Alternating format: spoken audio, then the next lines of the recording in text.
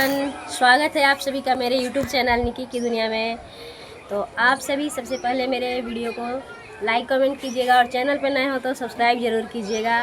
तो आइए आप सभी को मैं दिखाती हूँ अपने गांव का सीन नज़ारा, नेचर कैसा है मेरे गांव का नेचर तो शहर से अलग होता ही है, आप सभी को पता होगा। प्यारा होता है, सुहाना होता है। आज मौसम भी बहुत अच्छा लग रहा है।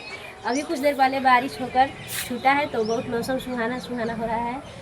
तो इधर देखिए आप लोग, बस मेरे चारों तरफ घर के पेड़ पौधे ही हैं। बहुत हरियाली हरियाली सुंदर लग रहा है और ऐसा नेचर हमको बहुत पसंद है। अगर आप लोग को भी पसंद होगा तो कमेंट में बताइएगा। गांव का सीन ही है, बहुत अच्छा लगता है। शहर में ऐसा तो देखने को भी उतना नहीं मिलता है जैसा कि गांव में हम लोग का है नेचर।